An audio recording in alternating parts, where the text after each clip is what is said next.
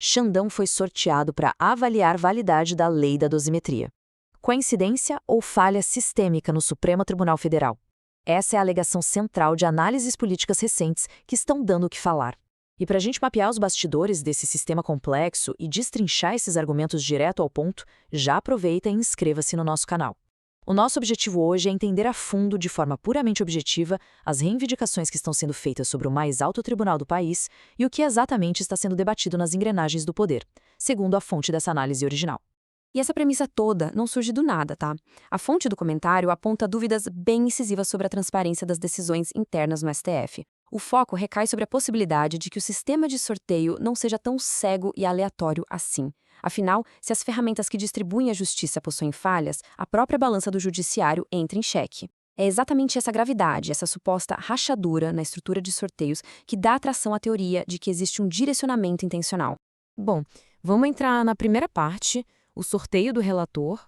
O material de origem destaca que duas ações diferentes foram protocoladas contra a recém-debatida Lei da Dosimetria. A primeira, movida pela Associação Brasileira de Imprensa, ABI, acabou caindo com o ministro Alexandre de Moraes através de um sorteio comum. A segunda ação, movida pela Rede e pelo PSOL, seguiu o mesmo caminho, mas por um mecanismo chamado prevenção. Na prática jurídica, a prevenção funciona tipo um imã. Quando o juiz é sorteado para analisar o primeiro caso sobre um tema, ele vira automaticamente o relator de qualquer outro processo futuro sobre o mesmíssimo assunto. Faz sentido para evitar decisões contraditórias. Mas a fonte argumenta que o verdadeiro ponto de interrogação não está na segunda ação, e sim na primeira. A grande dúvida levantada é como o sistema definiu o ministro ali na origem, plantando a semente para que todas as outras ações convergissem para a mesma mesa. E isso nos leva ao segundo ponto dessa análise, as vulnerabilidades do sistema. A análise técnica feita pelo autor levanta uma falha sistêmica teórica que seria bem preocupante. Baseado em experiências passadas analisando códigos de tribunais, o comentarista afirma que um sistema de sorteio vulnerável permite que um operador manipule o resultado final sem deixar absolutamente nenhum rastro digital evidente. A mecânica descrita seria alarmantemente simples. O sistema seleciona um juiz aleatoriamente. Se o operador, por qualquer motivo, não quiser aquele magistrado, basta acionar um comando para sortear de novo. E o processo poderia ser repetido várias vezes até que o nome desejado apareça na tela, tudo sem a exigência de preencher uma justificativa formal. O impacto prático dessa alegação é profundo. Sem um log de auditoria incontestável, a confiança cega na distribuição cai por terra. Se o sistema do STF operar com essa mesma brecha, a alegação é que a aleatoriedade seria apenas uma fachada para escolhas muito bem direcionadas. Para dar base a essa suspeita, o comentarista resgata um evento bastante emblemático do passado. O STF chegou a autorizar uma auditoria independente e minuciosa no seu sistema de distribuição, que seria conduzida pelo professor Diego Aranha, da Unicamp, um dos maiores especialistas em segurança digital do país. No entanto, o tribunal cancelou essa inspeção de última hora, impedindo que os códigos fossem avaliados. Para a fonte, essa mudança abrupta não foi só um mero contratempo administrativo. É o elemento que mais alimenta a desconfiança pública, criando a narrativa de que o cancelamento serviu para esconder vulnerabilidades crônicas ou manter aberta a porta para manipulações sem olhar de peritos independentes. Vamos então à terceira parte, a lei da dosimetria em si.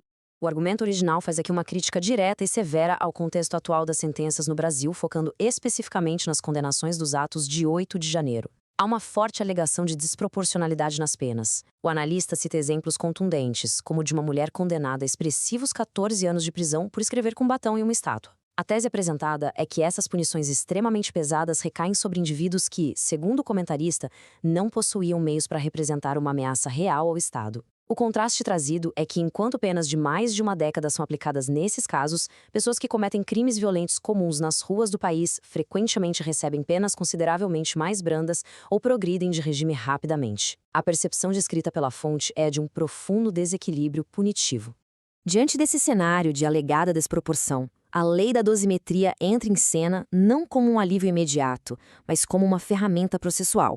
O comentarista argumenta que muitos críticos entenderam mal o propósito da legislação. A lei não reduz penas de forma automática com uma simples canetada. O que ela faz é criar a obrigatoriedade de que as defesas entrem com pedidos formais de revisão. O ponto vital dessa mecânica é que ela obriga o judiciário a realizar uma avaliação individualizada, processo por processo, réu por réu. Segundo a fonte, isso se faz necessário para corrigir as falhas dos chamados julgamentos em massa. A alegação é que, ao julgar dezenas de pessoas simultaneamente, houve uma supressão da individualização das condutas. A nova lei forçaria o juiz a finalmente olhar para cada história de forma totalmente isolada.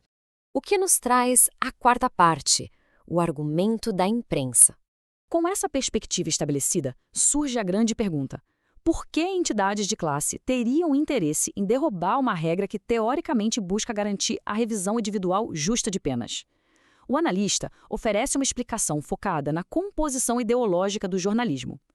Dados apresentados na análise apontam que 81% dos jornalistas brasileiros se identificam politicamente com a esquerda, enquanto apenas 5% declaram alinhamento com a direita. O autor classifica essa disparidade não como um simples acaso, mas como resultado de uma dominação sistêmica nas grandes redações. A teoria sugere que profissionais com uma visão de mundo específica alcançaram cargos de chefia e passaram a selecionar e promover repórteres apenas dentro dessa mesma bolha. O resultado prático disso seria uma linha editorial monolítica moldada por uma única perspectiva política. E esse perfil tão homogêneo das redações entra em choque direto com a população geral. Ao contrastar os números da classe jornalística com pesquisas de opinião do público, a disparidade fica gritante. Enquanto a imprensa é predominantemente voltada à esquerda, a população apresenta uma divisão muito diferente. 45% se consideram de direita, 21% de esquerda e 20% de centro. A análise aponta para uma massiva desconexão entre quem produz a notícia e quem a consome. E para a fonte, essa dissonância explica perfeitamente a postura da Associação Brasileira de Imprensa. A investida contra a lei da dosimetria não seria movida por uma preocupação estritamente técnica, mas atuaria como um reflexo de um viés político institucionalizado, indo na direção contrária do sentimento majoritário da população. E, finalmente, vamos à quinta parte, a previsão do desfecho. Com o tabuleiro político meticulosamente montado, a análise se volta para prever os próximos movimentos. O ministro Alexandre de Moraes iniciou o processo adotando um caminho protocolar, solicitando pareceres da Presidência da República e do Congresso Nacional sobre a constitucionalidade da lei. Solicitar essas opiniões é inegavelmente um passo legal absolutamente padrão. Porém, o comentarista enxerga muito além da burocracia, lendo esse movimento como uma manobra estratégica bem profunda. No complexo xadrez de Brasília, o tempo é uma arma poderosa. Ao pedir pareceres, o prazo para uma decisão se estende. A fonte argumenta que essa lentidão calculada faz parte de um jogo longo, permitindo ao tribunal medir a temperatura política e evitar confrontos imediatos enquanto segura as rédeas de um tema explosivo. É uma administração de crises feita pelo ritmo do relógio. E o ápice dessa estratégia seria exatamente o conceito de carta na manga. A previsão contundente da fonte é de que a lei não será derrubada nem invalidada em um primeiro momento. O processo continuará ativo, porém paralisado, funcionando como um verdadeiro refém dentro do tribunal. Ao não proferir uma decisão final sobre a lei da dosimetria, mantém-se uma espada pendurada sobre a cabeça do sistema político, criando um escudo protetor perfeito. Se no futuro houver ameaças de ataques políticos mais incisivos vindas do Congresso, o tribunal tem o poder de retaliação adormecido na gaveta. Pode-se simplesmente pautar a ação e ameaçar anular de uma vez todas as revisões de pena.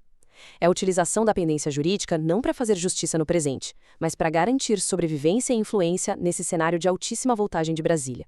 A análise de todo esse cenário culmina em um questionamento crucial sobre a funcionalidade do sistema. Essa nova lei da dosimetria conseguirá de fato trazer justiça individualizada, proporcional e ágil para aqueles que aguardam a revisão de suas sentenças? Ou o texto da lei vai ser aprisionado, tornando-se apenas mais uma ferramenta tática em um jogo de pôquer de altíssimo risco nos corredores do poder? Fica evidente que, segundo o comentarista original, o olhar sobre o judiciário contemporâneo exige decifrar as complexas estratégias de sobrevivência política que, tantas vezes, ditam exatamente quando e como as leis são aplicadas. O que todos nós podemos fazer agora é ficar de olho em como essas peças vão se mover no tabuleiro.